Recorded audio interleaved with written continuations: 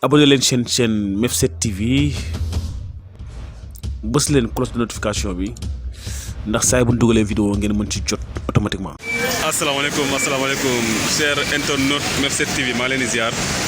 léegi nga seen wàccuwaay gis nga instant bi nii maa ngi ci rond point Yoff bi passage clouté laa leen woon rek passage clouté boo ko déggee mooy fi nga xam ni fa la nit ñi di jaar nii nga xam ni bu oto ñoo nekk priorité léegi xool leen ak Sénégal yi traversé parce que li ma gën a poussé pour ma def vidéo bi moom mooy dama ñëw taxaw gis benn tubaab donc ñëw ak kakaatam otom ñu war a traversé essai gu sax mu taxaw mel ne ban jàll mais ñu xool léegi ak sénégalais yi ñu xool léegi donc respecté wuñu maanaam code de la route donc xamuñu lu nit ki moom ak lu oto moom léegi ñu xool réaction sénégalais ñu xool donc ñi nga xam ñooy traversé bu ñëwee ba xam ne est nañ passage sécurité bi gars yi duñ taxaw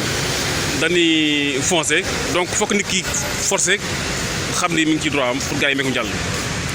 léegi ñu xool xaalantu di léegi ñu xool fi xoola borom tricycle bi day ñëw ak vitesse il s'en fout yoonam xool taximan bi xool taxaw de gis nga mais sànq action bi ma gis dama frappé parce que à 5 mètres 10 mètres amaa mee egsi si passage clouté bi xool taxaw de duñ taxaw xool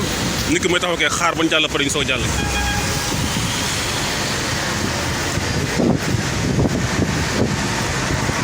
li mooy passage clouté ci code de la route bu oto excès ba mu am ñoo xam dañu war a traversé dañu war a taxaw ba nit ñi traversé après oto bi war a continuer yoonam mais fii oto bi day ñëw foncé ci kaw nit ñi passage clouté priorité au piéton xool taxaw de xool tra bi xool taxi bi ñooñu ñëppee am xool particulier bi duñ taxaw xool bu nu may nit ki koy mooy xaar ba ñu pare ñu soog jàll kon bokk lii leçon la boo xam ne sénégalais war nañ ci jàng xam ni am na yoo xam ne nga ko respecté quoi en tant que sénégalais en tant que citoyen en tant que des patriotes ñu xam lan mooy code de la route mais malheureusement permis yi mooy loolu donc gars yi amuñu maîtrise de la code de la route dawal sax duñ ko mokkal donc ñu am permis moo tax yëpp di am mais ki nga xam ni moom moo créé les signes les panneaux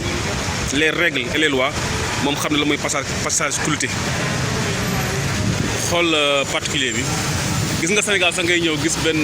autopont boo xam ne da ngay monter autopont boo xam ne pour nit ñi la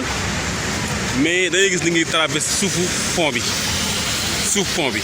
autopont baa ngi nii tout près mais ci suuf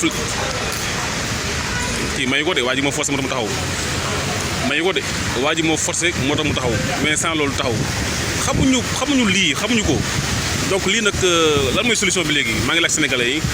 joxe leen seen commentaire te ngeen liker la vidéo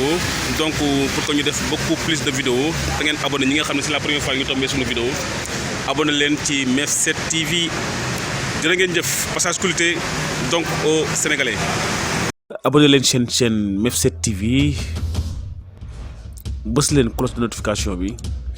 ndax saa bu ñu dugalee vidéo ngeen mën ci jot automatiquement.